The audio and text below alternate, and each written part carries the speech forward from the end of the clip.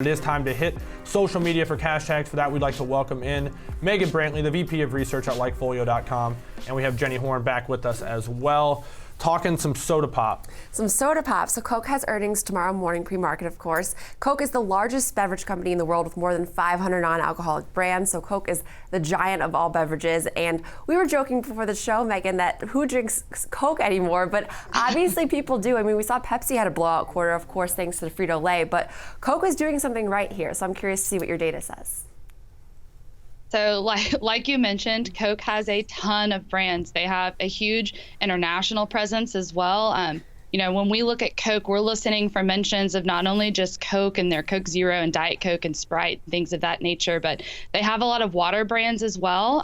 They're dipping their toes in the energy drink market. They've got a lot of things going on, even with coffee. So when we're listening for these mentions, these are consumers talking about buying any of these drinks. And this chart I love because it is in lockstep. Like the way that purchase intent has lined up with the stock's performance is actually incredible here. And what we're seeing is about an 11% year-over-year increase for Coke, which that's really significant because a lot of times when we look at brands, you might notice, some sample sizes can be a little bit smaller. And with Coke, this is multiple thousand mentions a day. So when you see a move of 11% on that scale, that's typically a positive sign from us. Yeah, Megan, and I noticed that some of the data over the last several months is, since the start of 2018 has reflected that your data seems to be ahead of the stock moves, and your data's turned down a little bit over the last month or two.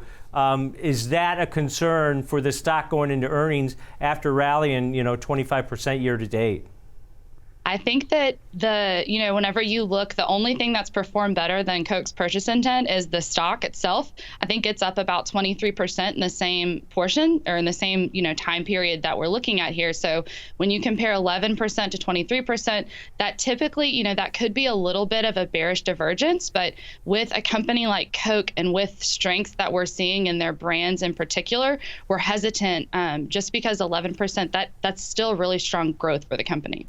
Yeah, and you bring up the strong stock movement. That's exactly what our first tweet is about. So our first tweet says, really, really pretty trend on Coca-Cola lately. A lot of these consumer stocks are great looking, well-organized daily trends. Lowish volatility. It's ticking up a bit, but not too bad. Just a steady grind upward, good stuff. So of course, these consumer staples we've seen doing well lately, Coke being one of them. But I'm really curious with the trends in Coke because we see Pepsi has bubbly. We see now Coke has Dasani. You mentioned these sparkling waters that are becoming really relevant now. And of course, LaCroix is the big one. So is this helping Coke at all? Because this is now like the healthy push.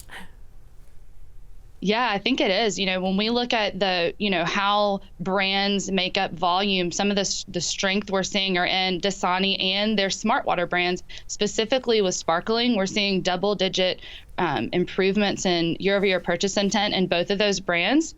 And so I think that, consumers are showing that they may not want to drink these high sugar sodas, and Coke is pivoting accordingly. We're also seeing really strong performance in their Coke Zero brand. I know they released some flavors this last quarter, so even the Coke Zero Sugar, that's an option that people, you don't have calories, you don't have the sugar, but obviously the water brands are performing extremely well. And the sparkling Diet Cokes are really good. I know they sound kind of gross. I think I tried the blood orange one and it was really good. Oh, the flavored ones. Yeah. Have you tried the Coke Energy, that new competitor to your favorite drink, Monster and Bang Energy or whatever? I've tried it hesitantly to see this, sample.